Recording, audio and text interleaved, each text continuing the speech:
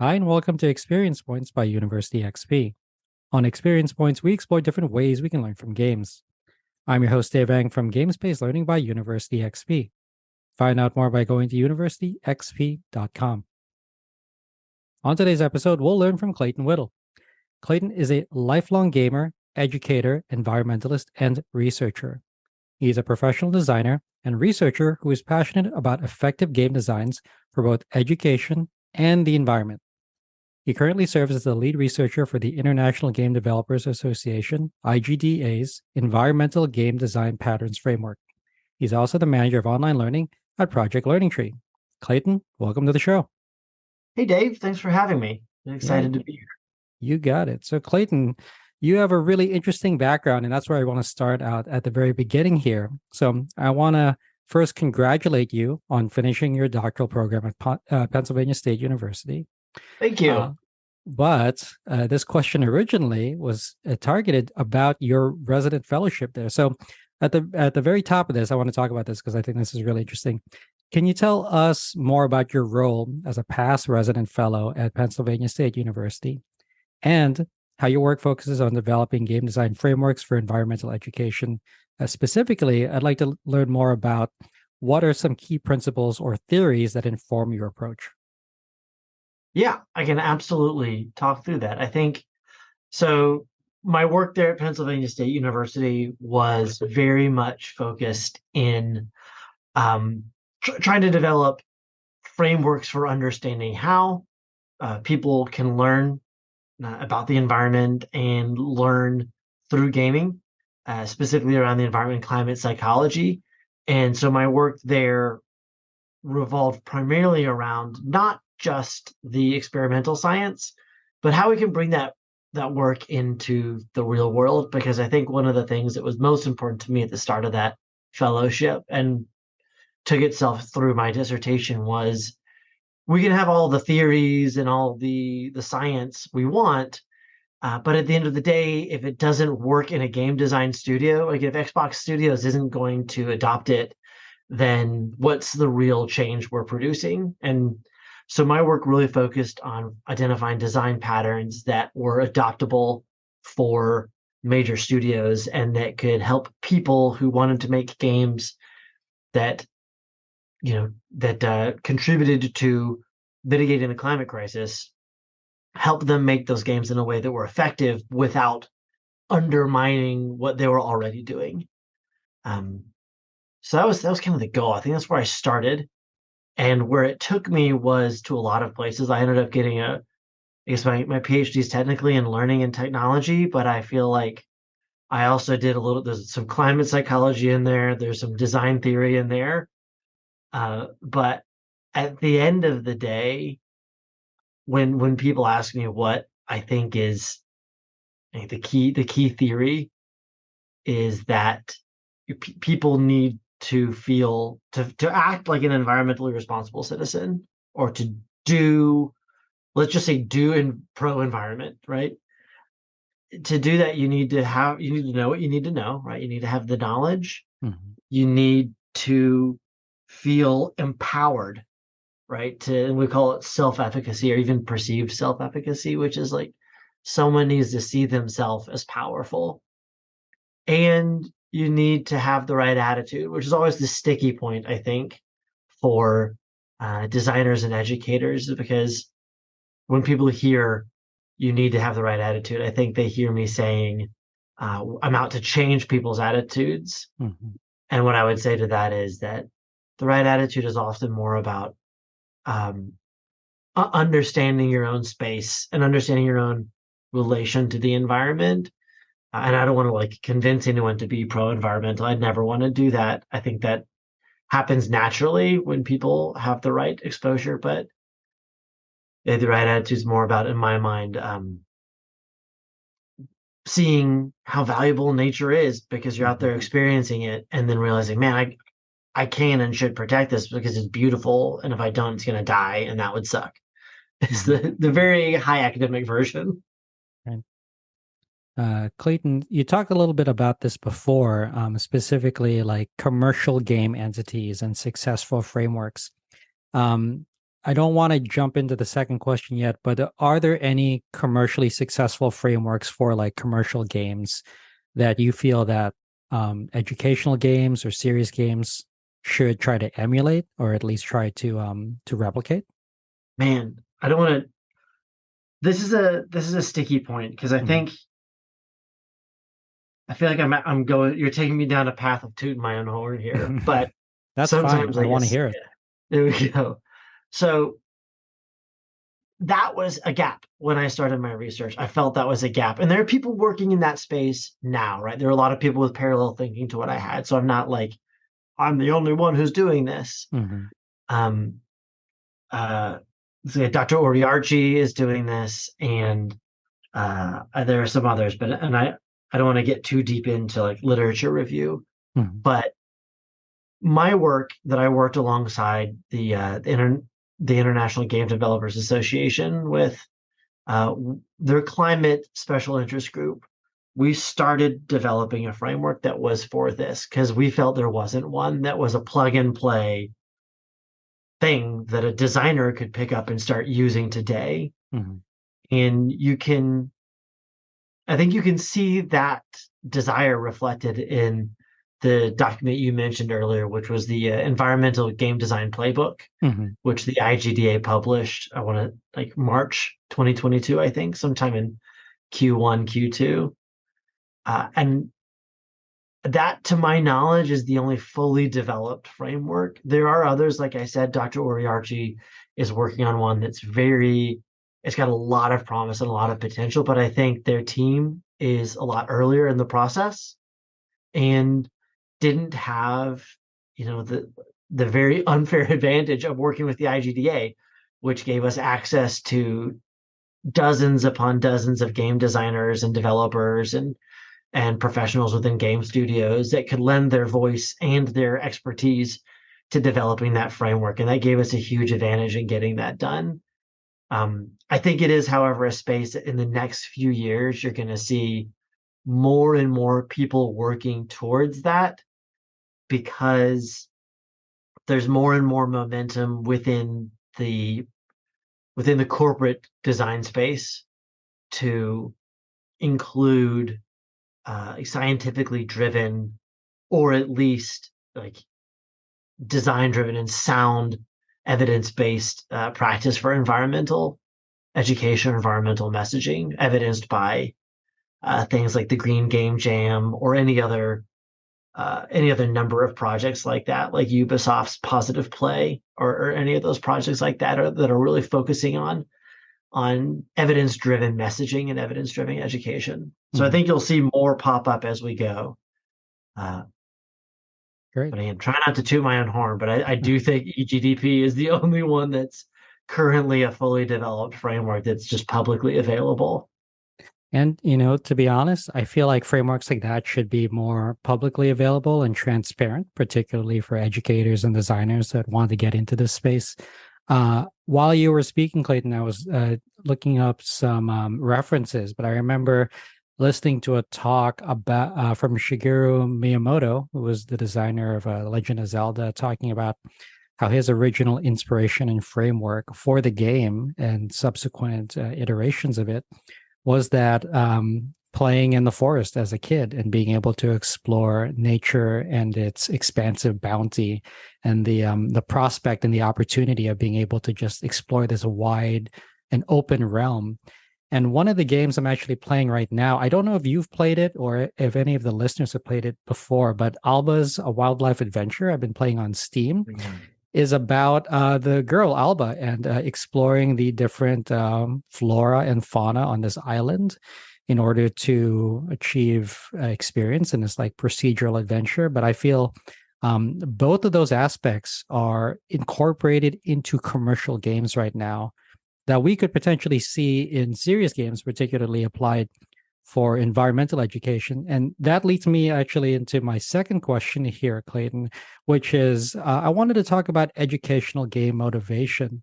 And specifically, could you tell us more about how you ensure that the games you design not only educate, but also engage and motivate players to take real world actions in support of environmental causes? And then a follow up: are there any specific strategies or techniques that you employ? Yeah, yeah. Actually, first I want to before we get into it, I really just want to say I'm glad you're enjoying Alba. I really like that's such a wonderful game, and it ties in so well with this question too because I think it's wonderful. A, because it's just really enjoyable, right? It's fun and Yeah. engaging, Hmm. immersing, and also it really works on a theoretical or like a technical standpoint for how we like to design environmental games. And Hmm.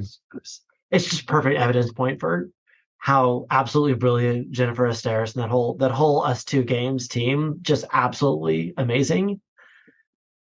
So I can't say enough positive things about them. Obviously, really like Yeah. them.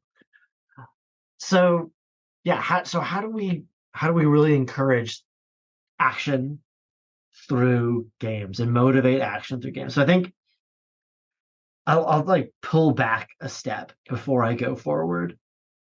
It's something I really like to tell teams when I work with them is we we want to first reframe the conversation around action rather than behavior.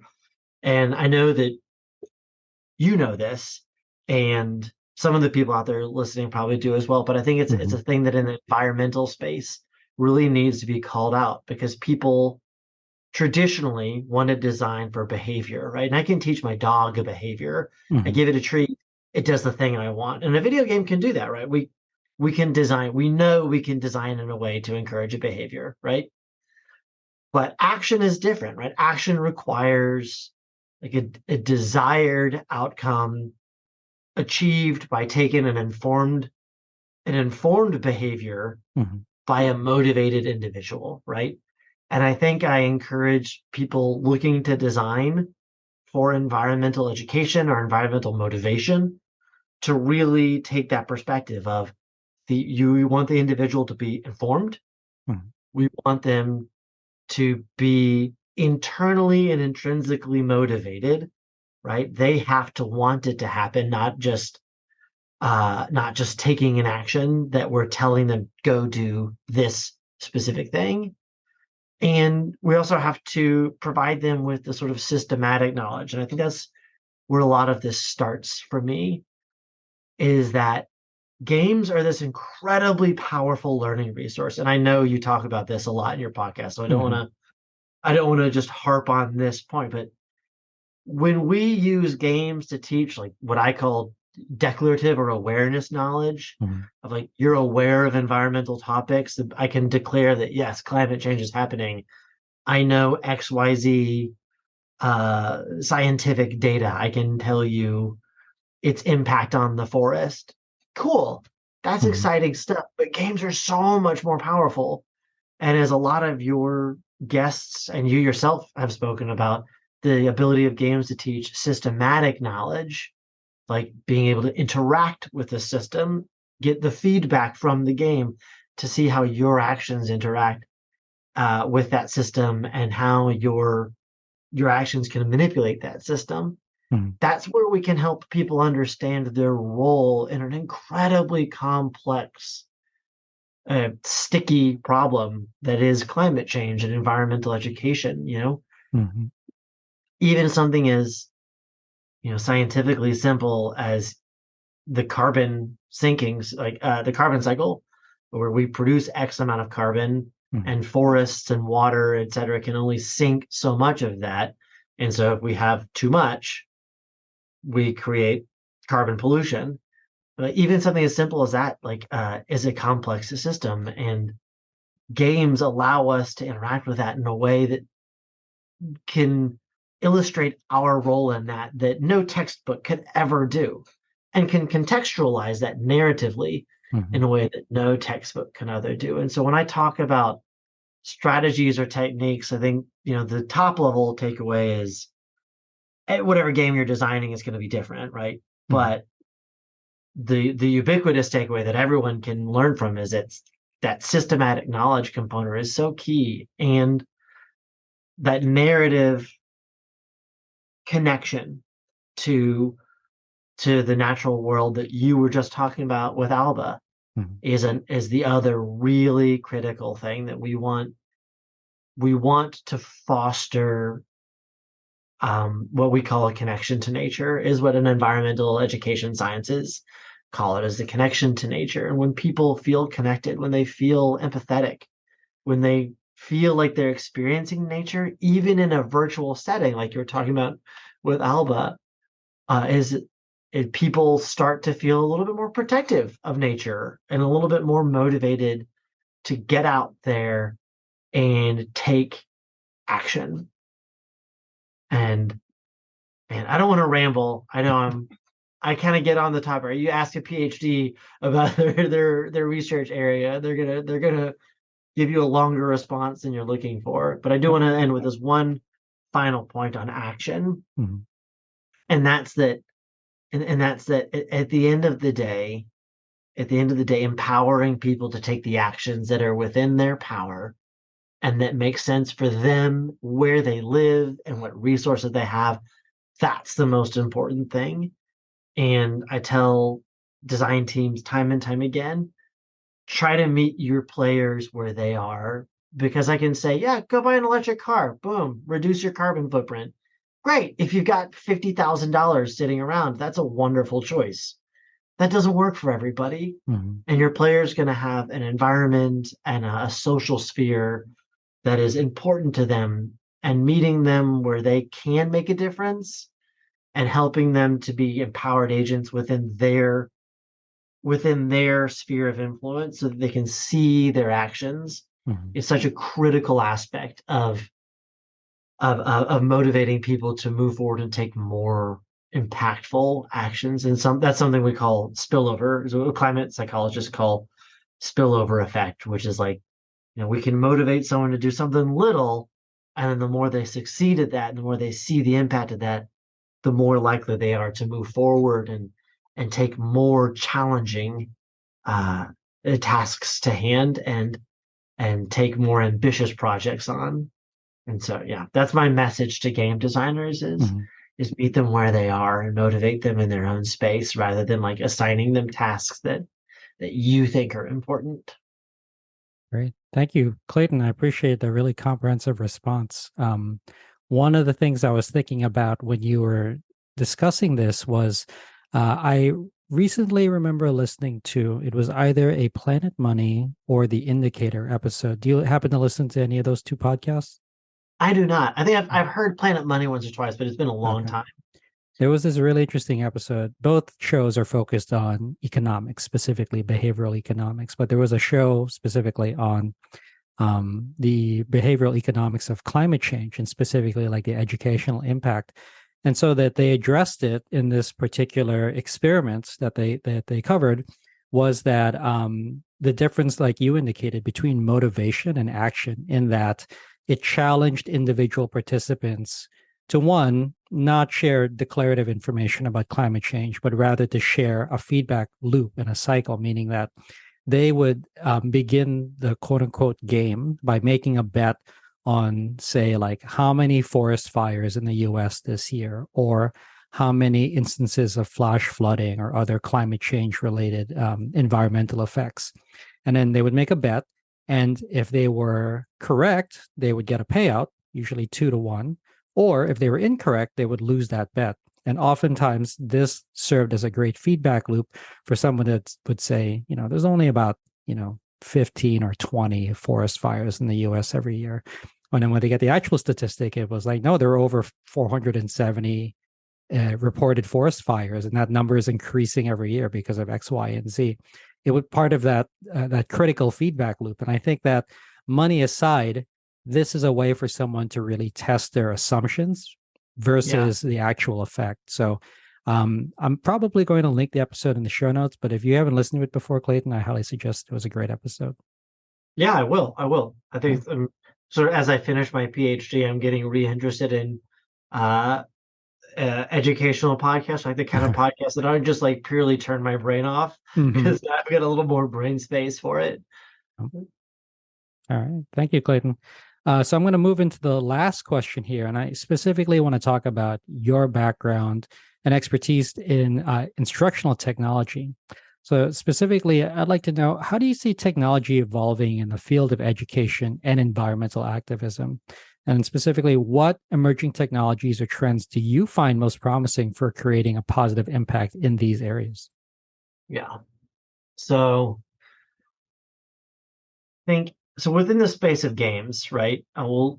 I think there are two major technologies that are gonna really take us to the next level.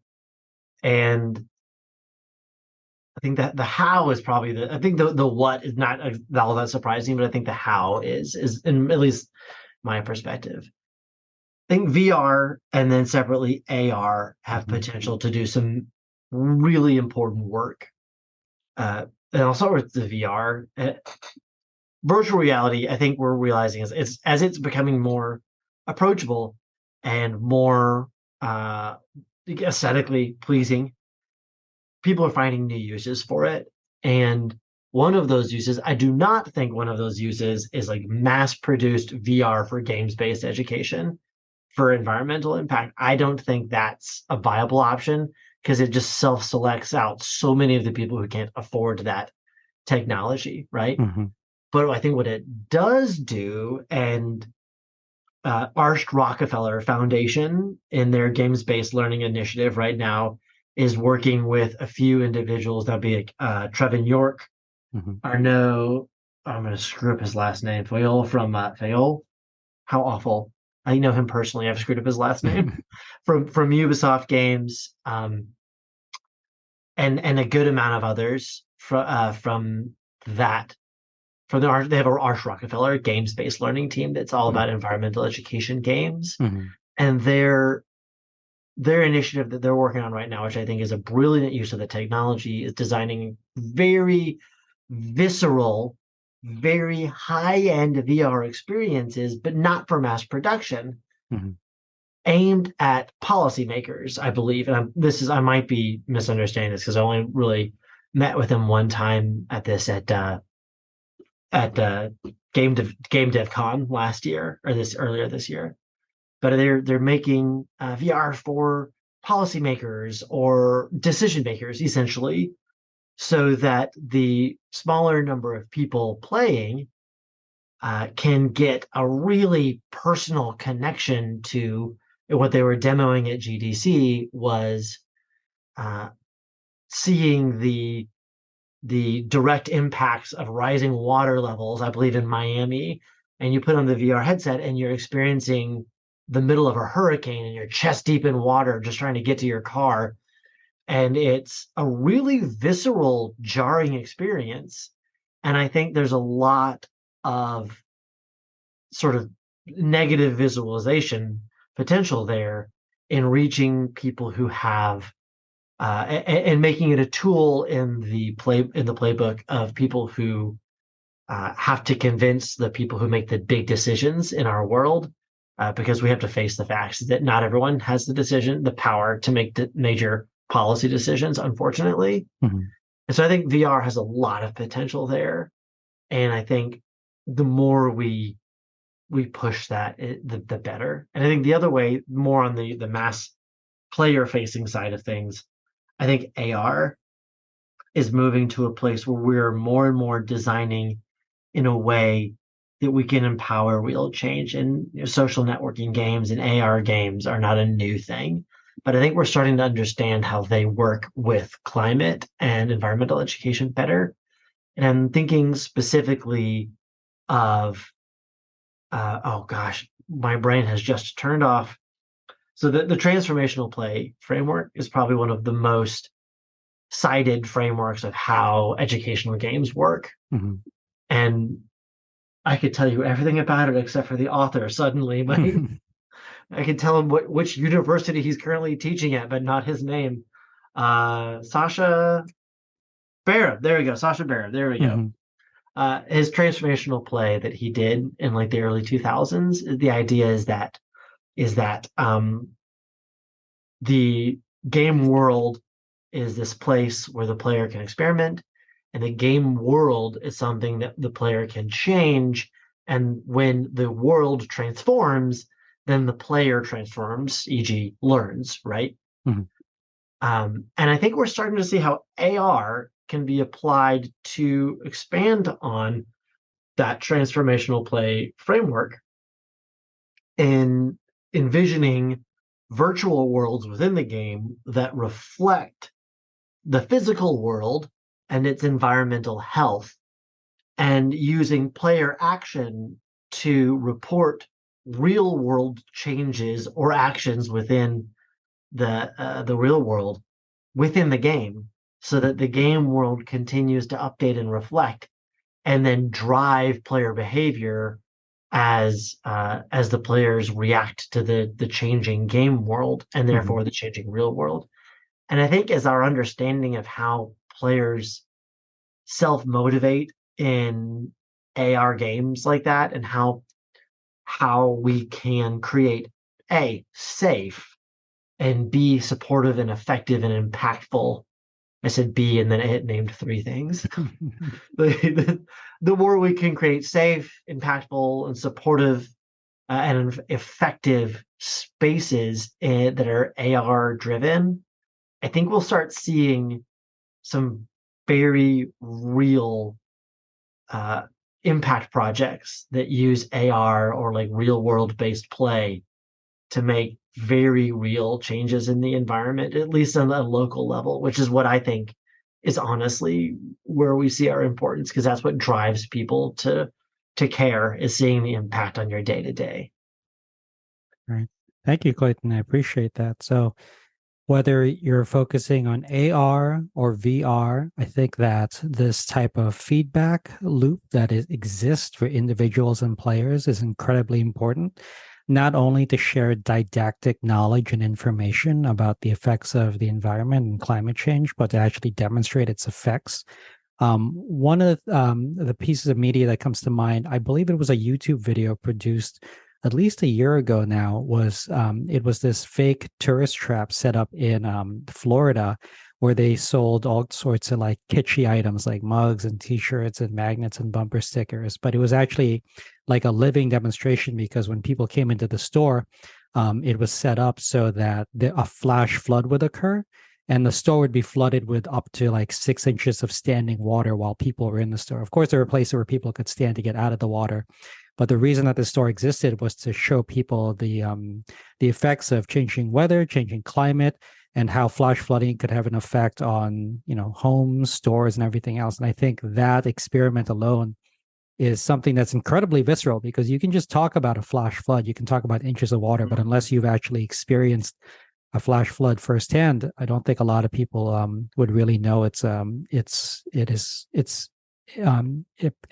effect overall in the environment. Clayton, have you seen this video before? I have not, but I am going to go watch it now. That's a Okay. really, really cool project. Yeah. Well, I'll link it out in the show notes, and I'll also send it to you afterwards. Yeah, I'm very excited. All right. So, Clayton, thanks for joining us today. Where can people go to find out more about you? Oh wow. I'm not a big social media guy. I do have, you can find me on LinkedIn. You just look for Clayton Whittle. Mhm. But I honestly think if I have one place to point people, it's if you're interested in games and environment, the IGDA Climate SIG Discord. And if you Google IGDA Climate SIG SIG, you'll find a website that'll direct you to their Discord, and it's a beautiful space, and that's where you'll find me, honestly. Uh, it's just a wonderful space with people who are all striving through either the industry or academia to achieve the sort of shared mission of Mhm. empowering environmental agency through games. All right. I'll make sure that I include that link directly in the show notes. So, thank you, Clayton, for joining us. I appreciate it. Thank you so much, Dave. It was great being here. It's good to talk to you too. Likewise. I hope you found this episode useful. If you'd like to learn more, then a great place to start is with my free course on gamification. You can sign up for it at universityxp.com/gamification. You can also get a full transcript of this episode, including links to references in the description or show notes. Thanks for joining us. Again, I'm your host, Dave Eng from Games-Based Learning by University XP. On Experience Points, we explore different ways we can learn from games. If you like this episode, please consider commenting, sharing, and subscribing. Subscribing is absolutely free. and ensures that you'll get the next episode of Experience Points delivered directly to you. I'd also love it if you took some time to rate the show. I live to lift others with learning, so if you found this episode useful, consider sharing it with someone who could also benefit. Also, make sure to visit University XP online at universityxp.com. University XP is also on Twitter at university_XP and on Facebook and LinkedIn as University XP. Also, feel free to email me anytime. My email address is dave@universityxp.com. Game on.